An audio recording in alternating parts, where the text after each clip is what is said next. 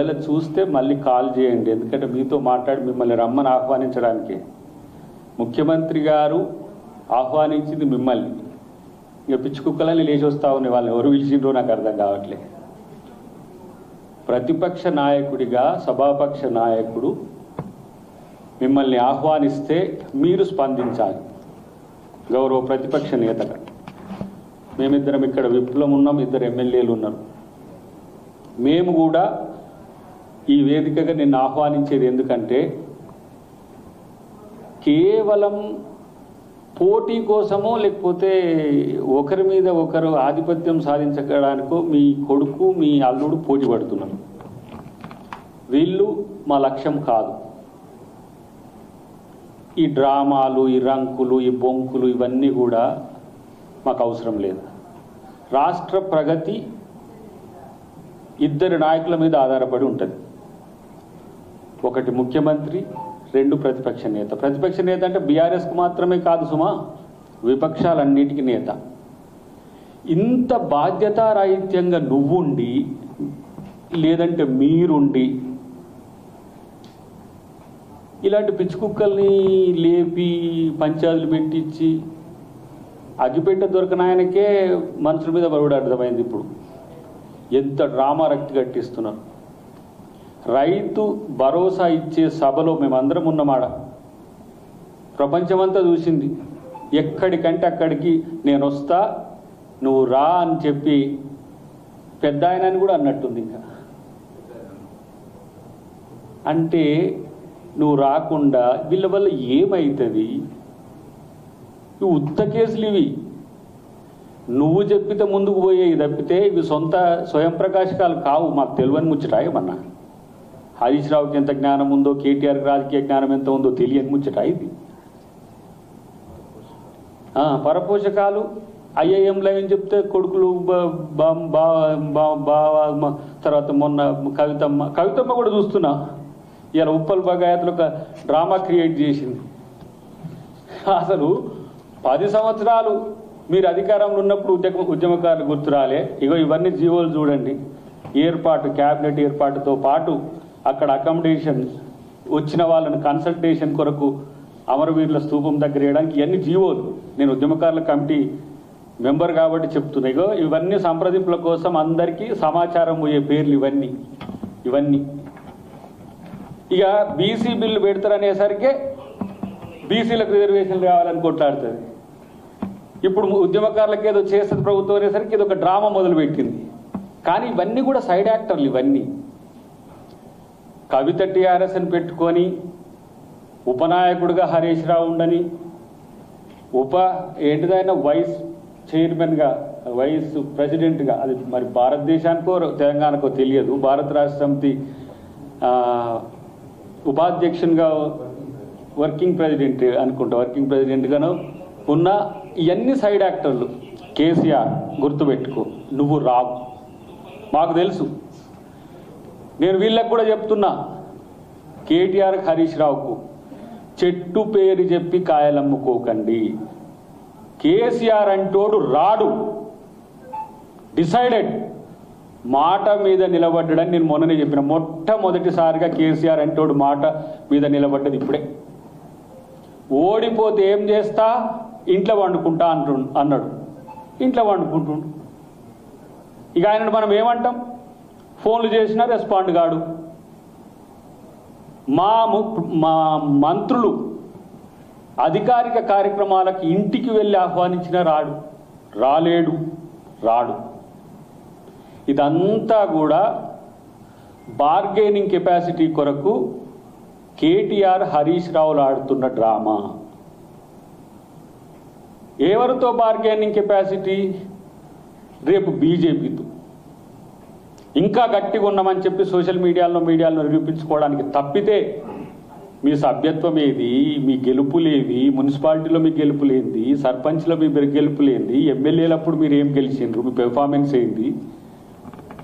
ఇలాంటి cheap tactics కొరకు తెలంగాణ ప్రజల్ని డైవర్ట్ చేయడానికి చేస్తున్న ప్రయత్నాలు ఇవన్నీ కూడా. ప్రతిసారి అన్నం అన్ని చెప్పినాం, మిగతావన్నీ చెప్పినాం. నేను అంటున్నా, ఈరోజు కేసీఆర్ రాడు అని అన్న నా యొక్క సవాలుకిగా కేసీఆర్ స్పందిస్తాడా, లేకపోతే కేసీఆర్ పరివారం స్పందిస్తుందా, కేసీఆర్ డ్రామా కంపెనీ స్పందిస్తుందా? స్పందించండి. జీతం తీసుకుంటానికి వస్తాడు సుమా, 6 నెలలకు ఒకసారి మ్యాండేటరీగా కాన్స్టిట్యూషన్. ఇప్పుడు మళ్ళీ రేపు అసెంబ్లీ మనం ఆగస్టులో సెప్టెంబర్లో పెట్టినాం అనుకోండి, వస్తాడు ఒకరోజు మళ్ళీ సంతకం పెట్టుకొని పోతే మళ్ళీ 6 నెలలు ఎక్స్టెన్షన్. అంతే తప్పితే కేసీఆర్ రాజకీయాలకు ఎందుకు రాడంటే ఇక్కడ రేవంత్ రెడ్డి ఉన్నాడు కాబట్టి. రేవంత్ రెడ్డిని ఎదుర్కోలేక దద్దమ్మలాగా ఇంట్లో పండుకున్న కేసీఆర్ ప్రజలకు సమాధానం చెప్పును. ఏం రాజరికమా ఇదేమైనా? ఇంత ప్రగల్భాలు పలుకుతుండ్రు కదా నీ కొడుకు అల్లుడు. నీ బిడ్డ చెప్పిన ప్రశ్నలకు సమాధానం మేలే సచ్చు సన్నాసులు, వాళ్ళు వెధవలు. వాళ్ళని పట్టుకొని నువ్వు రాజకీయం చేస్తావు, కుక్కతోక పట్టుకొని గోదావరి నీదినట్టే లెక్క. సో మాకు అనిపించింది, అందుకే 2034 వరకు రేవంత్ రెడ్డి గారే నేను ముఖ్యమంత్రిగా ఉంటా అన్నది ఎందుకు అర్థమైందా? కేసీఆర్ వల్లనే కాలేదు, పిచ్చి కుక్కల వల్ల ఏమవుతుంది? పోనీ బీజేపీలో ఎవడన్నా ఉన్నాడా అంటే బీజేపీలో కూడా వాళ్ళు కూడా దుప్పట్లు వేసుకొని ఒకరినొకడు గుద్దుకొని చస్తున్నారు. ప్రగతి కోసం కలిసి రమ్మంటే రారు, ప్రగతి కోసం మేము మోడీతో కలుస్తామని అంటే బీజేపీలో కలుస్తారా అంటాడు ఒకడు. నేను అంటున్నా బీజేపీతో కాదు, మోదీ గారితో కలిసి పనిచేస్తాం, మా రాహుల్ గాంధీని మన ప్రధానమంత్రి చేస్తారా మీరు? కాబట్టి ఇవాళ కేసీఆర్ ఆడుతున్న ఈ వింతాటకంలో ఇవన్నీ పావులు మాత్రమే. అందరూ అనుకుంటున్నారు ఈయన తొడగొట్టి ఆడుకొచ్చిన కనీస ఇంగితము. ముఖ్యమంత్రి సవాల్ విసిరింది ఎవరికి అనేది కూడా తెలియని దుస్థితిలో ఉన్న భావదారిద్ర పార్టీలకు. కాబట్టి ఇక్కడ బీఆర్ఎస్ పార్టీ, నేను గతంలో కూడా ఆరోపణ చేసిన, వాళ్ళేమో 40-60 అడుగుతున్నట బీజేపీ వాళ్ళు, వీళ్ళేమో 70-30 అని. అంటే సార్ ఎంపీలకి ఇటు ఎమ్మెల్యేలకు అటు అన్నట్టుగా మీరు ఎట్లా వచ్చినా ప్రజాక్షేత్రంలో మిమ్మల్ని బొందబెట్టడం ఖాయం. ఉద్యమకారులను పట్టించుకోలేదు, తెలంగాణ సమాజాన్ని పట్టించుకోలేదు. చివరికి భారత్ రాష్ట్ర సమితి అని చెప్పి గుణాత్మక మార్పు అని చెప్పి కేసీఆర్ ఎక్కడికో ఫ్లైట్లో వెళ్ళిపోదామని కొత్త ఫ్లైట్ కొనుక్కుంటే అందరు ఇక్కడనే పండబెట్టిండ్రు. కాబట్టి కేసీఆర్ గారు మళ్ళీ ఇది అయిపోయినాకనైనా ఇట్లా కాకుంటే కూడా వ్యక్తిగతంగా కూడా నాకు చేయండి. నేను మిమ్మల్ని రిక్వెస్ట్ చేయడానికి, రిక్వెస్ట్ అంటే ఒకడు అంటున్నాడు, నీ అమ్మ మీకు కేసీఆర్ రాకపోతే రాజకీయం కాదా, కేసీఆర్ వస్తేనే రాజకీయం చేస్తారంటే, కేసీఆర్ అంటాడు ప్రతిపక్ష నాయకుడు కాకుంటే కేసీఆర్ అనేటువంటి ముచ్చటే పెట్టకపోతుండే అయిపోయిన చరిత్ర అవుతుండే. ఇప్పటికి కూడా నేను అదే చెప్తున్నా, తెలంగాణ ఉద్యమంలో, తెలంగాణ చరిత్రలో చరిత్రహీనునిగా కాకుండా ఉండాలంటే తెలంగాణ ప్రజల కోసం రా. ఈ రంకులు బొంకులు చెప్పే ఈ సండాసుల యొక్క వాటి కొరకు తెలంగాణ సమాజం లేదు. ఒక బాధ్యతాయుతంగా ముఖ్యమంత్రి చేస్తున్న ప్రతి పనిని దేశంలో ముఖ్యమంత్రులందరూ కూడా పొగుడుతున్నారు. ఒక ఆయన అంటాడు అసలు రేవంత్ రెడ్డి కొరకు ఆ స్థాయి కాదు, ఈ స్థాయి కాదు అంటాడు. ప్రజలు ఇచ్చిన స్థాయి రా బాబు, మిమ్మల్ని పక్కని పండబెట్టిన స్థాయి అది. ఒక ప్రజానాయకుడిగా ఇలా 20 సంవత్సరాలు అది చేస్తున్నాడు మిడ్జిల్లో. కృతజ్ఞత, ఎందుకంటే ప్రజలకు కృతజ్ఞతగా ఉండడం నాయకుని యొక్క లక్షణం. ప్రజలు మనల్ని ఓడగొడితే ఇంట్లో పండడం, గెలిస్తే వచ్చి అధికారం చెలాయించడం కాదు అని చెప్పి కేసీఆర్ గారికి తెలియజేస్తూ, పెద్దలు మా జయవీర్ గారు చెప్పినట్టుగా ఇప్పుడు ఈ పానకంలో పుడకలా ఇట్లాంటివన్నీ చేయకు మిత్రమా. ఎవరైతే ఈ ఆర్ఎస్ ప్రవీణ్ కుమార్ గారు ఉన్నారో అన్ని వేళ్ళు మీ వైపే ఉన్నాయి. అదొకసారి ఆత్మ పరిశీలన చేసుకోండి. ఎప్పటికైనా ప్రజలు ప్రతి క్షణం గమనిస్తూనే ఉంటారు. కాబట్టి అలా నిజాయితీగా రాజకీయాలు చేస్తే రేవంత్ రెడ్డి గారి ముందు నిలబడతారు తప్పితే ఇలాంటి చౌకబారు సన్నాసి రకం రాజకీయాలు చేయడం బంద్ చేయాలని చెప్పి నేను వారికి విజ్ఞప్తి చేస్తున్నా.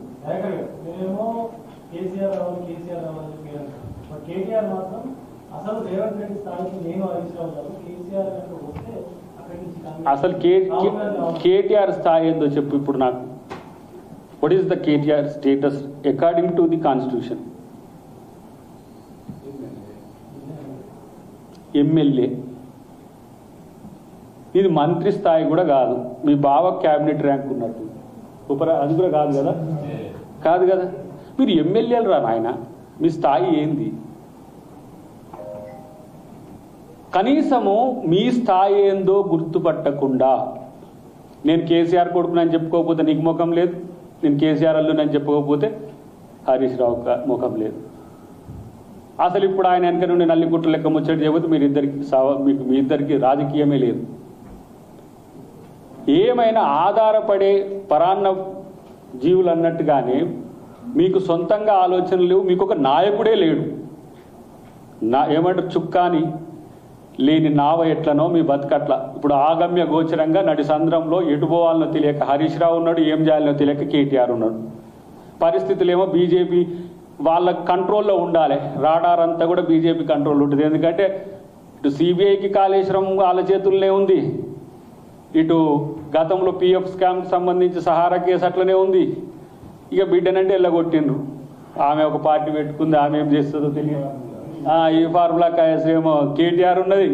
కాబట్టి ఇవన్నిటి సందిగ్ధంలో నడి సంద్రంలో ఒక నావల అటు ఇటు తనిఖీసలాడుతున్న వాళ్ళు వాళ్ళ స్థాయి ఏందో తెలుసుకుంటే మంచిదని నేను తెలియజేస్తున్నాను.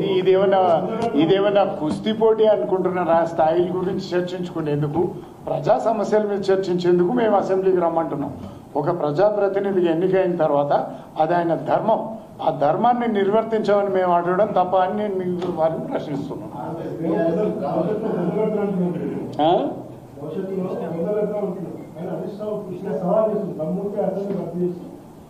పిచ్చోడు ఏమన్నా తలకాయ ఉందా హరీష్ రావు అంటోనికి? ఏమన్నా తలకాయ ఉందా? ఏమన్నా వాడు అట్నే రాజీనామా చేసిండా? మరి పనికిరాని చేతగాని దద్దమ్మని నీ కాదు, నీ మామను నువ్వు తీసుకురాలేని నువ్వు రాజీనామా చేస్తే ఏం చేస్తావు? ఏం పీకేది ఉంది నువ్వు చెప్పు? అంటే 5 సంవత్సరాలకు మ్యాండేట్ ఇస్తే ఈ పీకుడు గాడి కొరకు 2.5 సంవత్సరాలకు రాజీనామా చేస్తారా? మరి మీరు ఎట్లా ఎన్నిసార్లు రాజీనామా చేయాలి? ఇంత తెలివి తక్కువ ఏం ఆశరా నాయన మీకు? ఏమి కోరికలు అయ్యి 2 సంవత్సరాలే మీరు అధికారం లేకుండా ఉండి, ఉద్యమ కాలంలో మీకు అధికారం లేకపోయినా అధికారం చెలాయించినట్టే ఉన్నారు. 9.5 సంవత్సరాలు ఏం చేయకుండా ఇంట్లో వండుకున్నారు. 2.5 సంవత్సరాలు ప్రతిపక్ష పాత్ర పోషించలేని స్థితిలో మీ పార్టీ ఉన్నది. అందుకనే మా ముఖ్యమంత్రి గారు అన్నారు, అసలు ఫస్ట్ ఈ టెన్యూర్ అయిపోయేదానిక బీఆర్ఎస్తో ఉంటావా హరీష్ అని అన్నాడు. రాజీనామా చేస్తే దేనికోసం చేయాలి? దానికేమైనా చెప్తాడు ఆయన? అరే వైట్ పేపర్ రిలీజ్ చేసినప్పుడు ఏడవన్నాడు? వైట్ పేపర్ అసెంబ్లీలో రిలీజ్ చేసిరుగా, మీరందరూ చూసిండ్రు కదా. ఈ పనికిరాని ఆరోపణలు చేస్తున్నారు చేయబట్టే వీళ్ళు పనికిరాని నాయకులని, వీళ్ళు పనికిరారు కాబట్టే వీళ్ళని చెత్తతో తీసి పడేస్తున్నాం. వీళ్ళ స్థాయిలు కూడా చెప్పినాం ఇప్పుడే. ఇలా మేము ఉన్నామంటే వారు విప్పుగా ఉన్నారు, నేను విప్పుగా ఉన్నా. వాళ్ళకంటే మేము ఇంకా పెద్దనే. అయినా కూడా కేసీఆర్ని ఏమంటున్నాం, అయ్యా రా నాయన అంటే ఆడ ఎక్కి కూర్చుంటారు. రాకుర్రా బాబు, మీ పార్టీ బొందల పడుతుంది. అవును, గన్ పార్క్ కాడ కూర్చున్నప్పుడు వచ్చిందా? మంత్రులు గన్ పార్క్ కాడ కూర్చున్నా, ఆడికి లేచిపోతున్నప్పుడు వచ్చి తుర్రుమని పారిపోయే కల్చర్ ఎవరిది? పిరికితనం ఎవరిది? 3 మంత్రులు వచ్చి ఆడ కూర్చున్నారు. ఏడికి వచ్చినప్పుడు వాళ్ళు ఫోన్ చేసిండ్రు, వాళ్ళు ఇంటికి సిఎల్పికి వచ్చినప్పుడు ఫోన్ చేసిండ్రా లేదా?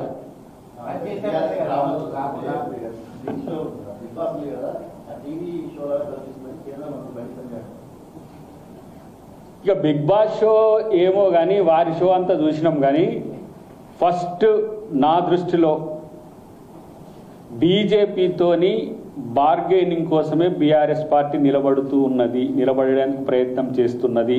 నిలబడక లేకపోయినందుకే అసహనంతో రోజుకు మీరు చూడండి, కేటీఆర్ ఆడ నిరుద్యోగులు తీసుకుంటాడు, కవిత అక్కడ ఉద్యమకారుల కొరకు అంటది, హరీష్ రావు ఈడ పడే డ్రామా చేస్తుంటాడు.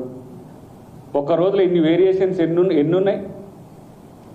ఇంత ఇలా ఆస్కార్ ఇచ్చినా కూడా తక్కువే, ఇంకేమన్నా భాస్కర్ లాంటిది తెచ్చియాలి. కాబట్టి ఇవన్నీ కూడా ప్రజలందరూ చూస్తున్నారు. ముఖ్యంగా నేను చెప్తున్న హరీష్ రావుకు రాజీనామా చెయ్యి అంటే నీ మామనే బయటికి రా అంటేనే రాలేకపోతున్నాడు. ఏం చేస్తారు మీరు? దేనికోసం రాజీనామా చేయమని అడుగుతున్నారు? రాజీనామా చెయ్యమంటే ఉత్తగానే చేయడానికి ఇదేమైనా రాజరిక వ్యవస్థనా? ఇదేమైనా ప్రజలు మిమ్మల్ని బండకేసి బాధిన ఎన్నికలవి. కోట్ల రూపాయలు వెచ్చిస్తే, వేల కోట్ల రూపాయలు వెచ్చిస్తే, ఒక్క ఎన్నికకు 3,000 కోట్ల రూపాయలు వెచ్చించినా ఎట్లాంటి ఖరీదైన ఎన్నికలు ఇక్కడ చేసిండ్రో అట్లాంటి పరిస్థితుల్లో ప్రజలు నిజాయితీగా నిలబడి కాంగ్రెస్ పార్టీని గెలిపించి రేవంత్ రెడ్డి గారిని నేను ఇంత అంత అని చెప్పిన కేసీఆర్ను బండకేసి రేవంత్ రెడ్డి గారిని ముఖ్యమంత్రి చేసిన చరిత్ర తెలంగాణది గుర్తుపెట్టుకోండి. ఇంకా అలాంటి ఆటలు, డ్రామాలు, రంకులు నడుస్తాయంటే ఎవరు కూడా నమ్మరు. Thank you.